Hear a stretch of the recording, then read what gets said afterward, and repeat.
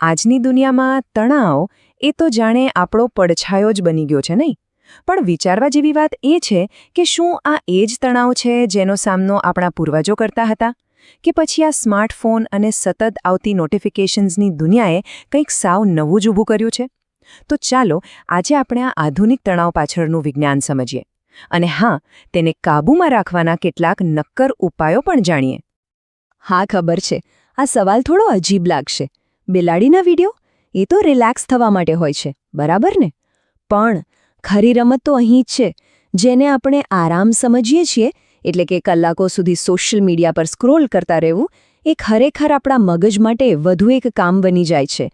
આને જ કહેવાય છે ડિજિટલ ઓવરલોડ, અને એ ચૂપચાપ આપણા તણાવને વધારતું રહે છે. તો સવાલ એ છે કે આપણું મગજ આટલા બધા નોટિફિકેશન્સ માટે કેમ નથી બન્યું? જુઓ, વાત એમ છે કે આપણું શરીર અને મગજ હજારો વર્ષોના વિકાસનું પરિણામ છે. એ તૈયાર થયું છે જંગલમાં અચાનક વાઘ સામે આવી જાય એવા ટૂંકા અને તીવ્ર તણાવ માટે, નહીં કે સતત ટપકતા ઈમેલ, મેસેજ અને ન્યૂઝ એલર્ટ્સના નોન-સ્ટોપ મારા માટે. ચાલો, આને એકદમ સિમ્પલ રીતે સમજીએ. જે તીવ્ર તણાવ છે એને 100 મીટરની દોડ એટલે કે સ્પ્રિન્ટ જેવો ગણી શકાય. એ જરૂરી છે, એ આપણને ફોકસ અને જબરદસ્ત એનર્જી આપે છે. પણ જે ક્રોનિક તણાવ છે એ તો એક એવી મેરેથોન છે જેની કોઈ ફિનિશ લાઇન જ નથી. શરીર બસ દોડતું જ રહે છે, એને ક્યારે આરામ જ નથી મળતો. અને પછી શું થાય? ધીમે ધીમે થાકીને ભાંગી પડે છે. તો સવાલ એ છે કે આ નોન-સ્ટોપ મેરેથોન પાછળ છે કોણ? જવાબ છે આપણી HPA એક્સિસ. હવે આ શું છે? આને આપણા શરીરની ઇમરજન્સી એલાર્મ સિસ્ટમ સમજી લો. જ્યારે પણ કોઈ ખતરો દેખાય, પછી ભલે એ ખરેખરનો વાઘ હોય કે પછી બોસનો ઈમેલ, આ સિસ્ટમ તરત જ એક્ટિવ થઈ જાય છે. અને બસ અહીં જ આધુનિક તણાવની સૌથી મોટી સમસ્યા છુપાયેલી છે. આપણી આ એલાર્મ સિસ્ટમ સતત વાગતી રહે છે. એને બંધ થવાનો કે રીસેટ થવાનો સમય જ નથી મળતો. જરા વિચારો, કોઈ ફાયર એલાર્મ 24 કલાક વાગ્યા જ કરે તો ભલેને ક્યાંય આગ ન લાગી હોય.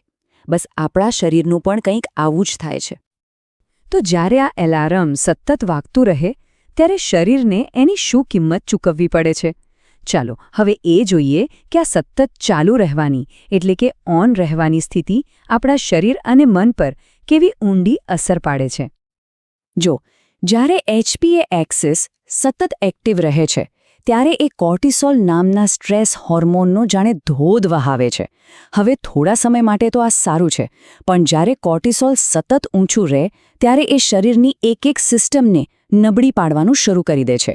આપણી રોગપ્રતિકારક શક્તિથી લઈને આપણી યાદશક્તિ અને ધ્યાન કેન્દ્રિત કરવાની ક્ષમતા સુધી બધું જ.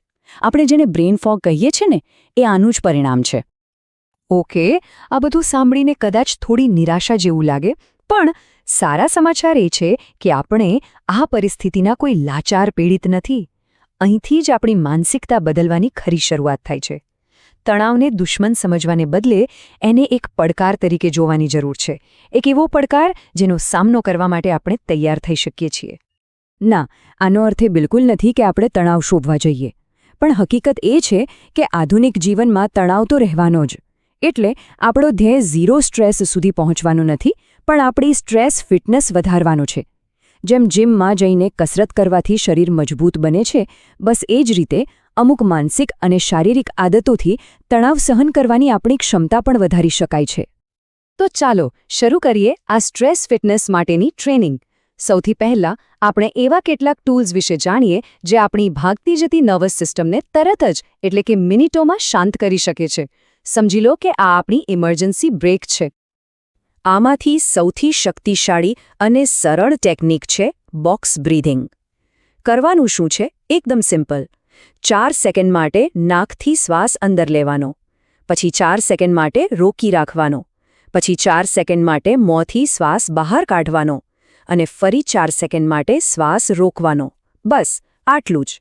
માત્ર 2 થી 5 મિનિટ આ કરવાથી હૃદયના ધબકારા ધીમા પડી જાય છે અને મગજને સિગ્નલ મળે છે કે બધું બરાબર છે, શાંત થઈ જા.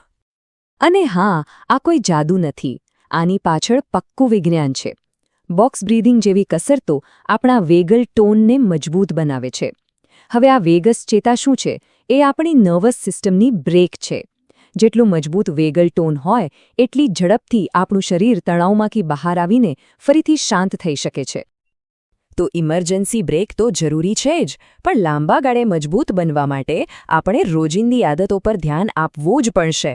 આ નાની નાની પણ નિયમિત ક્રિયાઓ જ આપણા મનોબળનો મજબૂત પાયો બનાવે છે. અને આમાં સૌથી પહેલી આદત, કદાચ માનવામાં ના આવે પણ દર કલાકે માત્ર 10 મિનિટ બસ આટલો બ્રેક લઈને થોડું ચાલવું કે હલનચલન કરવું, એ ખરેખર ગેમ ચેન્જર સાબિત થઈ શકે છે. ખાસ કરીને એવા લોકો માટે જેમનું કામ સતત બેસી રહેવાનું હોય. તો આ 10 મિનિટમાં એવું તો શું થાય છે? વેલ, આ નાનકડી હલચલ આપણા મગજના ભય કેન્દ્ર એટલે કે એમિગડાલાને શાંત કરે છે. એ BDNF જેવા કેમિકલ્સ રિલીઝ કરે છે, જે નવા ન્યુરોન્સ બનાવવામાં મદદ કરે છે અને આપણી યાદશક્તિ અને ફોકસને પણ સુધારે છે. ટૂંકમાં, આ બ્રેક સમયનો બગાડ નથી, પણ કામની ગુણવત્તા વધારવા માટેનું એક સ્માર્ટ રોકાણ છે. બીજી સૌથી મહત્વની આદત છે ઊંઘ. અને અહીં પણ વાત કલાકોની સંખ્યાની નથી, પણ ગુણવત્તાની છે. દિવસભરનો તણાવ દૂર કરવા અને મગજને રિપેર કરવા માટે ડીપ સ્લીપ એટલે કે ગાઢ નિંદ્રા અને REM નિંદ્રા અત્યંત જરૂરી છે. આ ઊંઘના એ જાદુઈ તબક્કા છે જ્યાં આપણું શરીર અને મન ખરેખર રિચાર્જ થાય છે. અને છેલ્લી પણ એટલી જ મહત્વની આદત છે આપણો ખોરાક. જી હા, આપણે જે ખાઈએ છીએ એની સીધી અસર આપણા મૂડ અને તણાવના સ્તર પર થાય છે. અલ્ટ્રા પ્રોસેસ્ડ અને વધુ પડતી ખાંડવાળો ખોરાક શરીરમાં સોજો વધારીને તણાવને વધારે છે, જ્યારે બીજી બાજુ ઓમેગા-3 અને પોલિફિનોલથી ભરપૂર પૌષ્ટિક ખોરાક આપણી તણાવ પ્રણાલીને શાંત કરવામાં મદદ કરે છે. તો આ બધી ચર્ચાનો સાર શું છે? એક જ વાત કે આપણે તણાવથી ભાગી નથી શકતા, પણ આપણે તેની સાથેનો આપણો સંબંધ ચોક્કસપણે બદલી શકીએ છીએ. અને આ વાતને સમજવા માટે આનાથી વધુ સારું કોઈ રૂપક નથી. તણાવને એક બાર્બેલ તરીકે જોવાની કોશિશ કરો. જેમ જીમમાં યોગ્ય વજનનો બાર્બેલ ઉઠાવવાથી આપણા સ્નાયુઓ મજબૂત બને છે, બસ એ જ રીતે જીવનમાં આવતા પડકારોનો યોગ્ય રીતે સામનો કરવાથી આપણું મનોબળ વધે છે. પણ જો વજન બહુ વધારે હોય અથવા તેને ઉઠાવવાની ટેકનિક ખોટી હોય તો ઈજા થઈ શકે છે. આજે આપણે જે કંઈ પણ શીખ્યા એ બધું એ બાર્બેલને યોગ્ય રીતે ઉઠાવવાની સાચી ટેકનિક જ છે, જેથી તણાવ આપણને તોડવાને બદલે આપણને વધુ મજબૂત બનાવે.